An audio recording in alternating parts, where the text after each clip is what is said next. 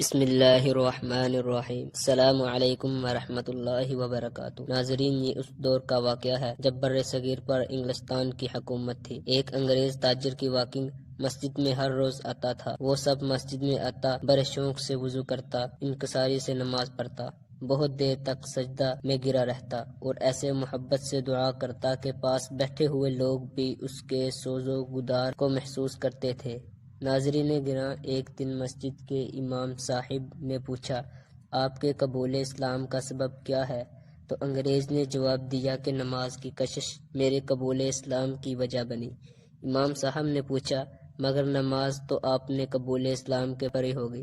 اس نے جواب دیا، نہیں، نماز قبول اسلام سے پہلے بھی پڑھتا تھا، میں نے اسلام تو بعد میں قبول کیا۔ امام صاحب نے حیران ہو کر کہا، یہ بڑی عجیب بات ہے، میں سمجھ نہیں سکا، کیا آپ ذرا تفصیل سے بتائیں گے کہ اسلام سے پہلے نماز تک آپ کی رسائی کیسے ہوئی؟ انگریز نے کہا، میرے قبول اسلام کا واقعہ یقیناً بڑا عجیب ہے۔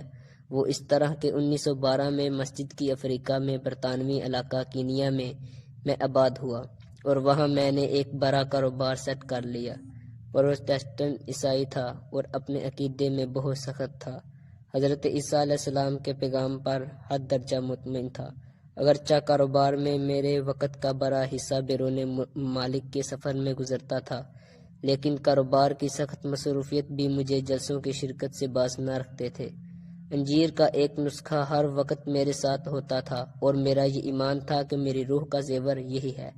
اس دوران میں نے وہاں پہلی مرتبہ اسلام کی تاریخی جگہوں کی سیر کی۔ میں دریائے نیل دیکھ کر فرعون کی حالت اور حضرت موسیٰ علیہ السلام کے واقعہ سے آگاہ ہوا۔ میں نے وہاں کے مشہور تاریخی اور دینی ادارے جامعہ ازہر کی زیارت کی، مسجد محمد علی کبیر، مسجد محمد حسین اور مسجد سجدہ کو دیکھا۔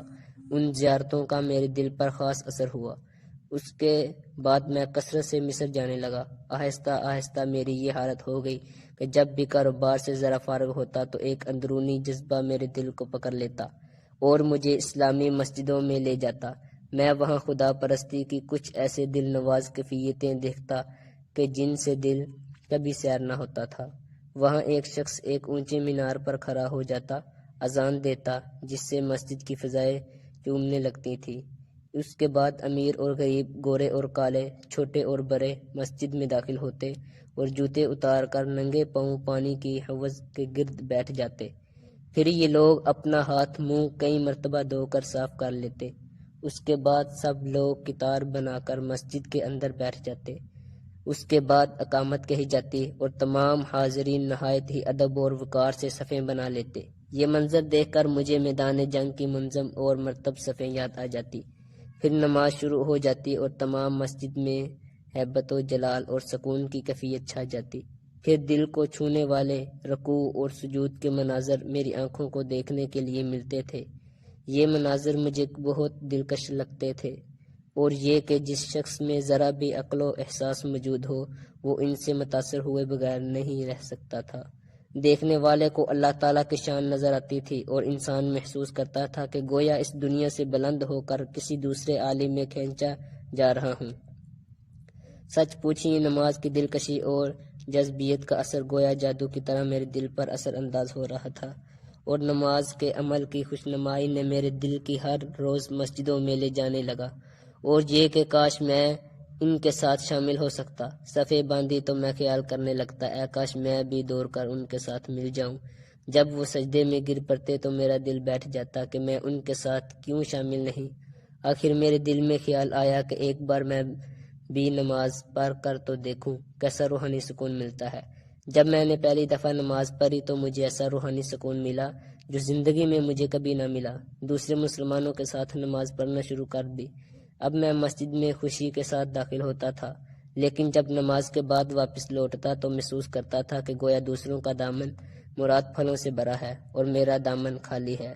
اسلام کی کشش میرے دل میں بننے لگی اور میرے آبائی عقائد میں ضعف آنا شروع ہو گیا۔ میں نے اکثر دل کے چین کو شکوک کے کانٹوں سے پاک کرنے کی کوشش کرتا تھا، لیکن میری یہ تمام کوششیں بیکار جاتی تھیں۔ مجھ پر حضرت محمد صلی اللہ علیہ وسلم کے دینی علوم کی خواہش غالب آ گئی، اور اب میں مطالعہ اسلام کے لیے بہت بے چین ہو گیا۔ میں اسلامی تعلیمات کا بڑے غور سے مطالعہ کرنے لگا۔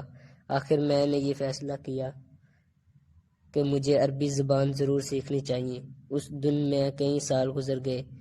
جس قدر اسلام کے متعلق میری بحث و تحقیق کا سلسلہ بڑھتا چلا گیا، اسی قدر میری روحانی پیاس بڑھتی چلی گئی۔ آخرکار میں پوری طرح اسلام کی طرف مائل ہو گیا۔ ایک دن میں نے اذان سنی، ناگہاں کس چیز نے میرے دل کو کھینچا۔ میں امام صاحب کے پاس گیا اور کلمہ پڑھ کر مسلمان ہو گیا۔ اب میں پورے طور سے مسلمان ہوں اور میری رائے ہے کہ کوئی دین اور مذہب اسلام کا مقابلہ نہیں کر سکتا۔ ناظرین، اسلام ہی سچا مذہب ہے اور سچائی کبھی چھپ نہیں سکتی۔ انشاءاللہ وہ وقت دور نہیں جب پوری دنیا پر اسلام غالب ہو جائے گا، انشاءاللہ تعالی۔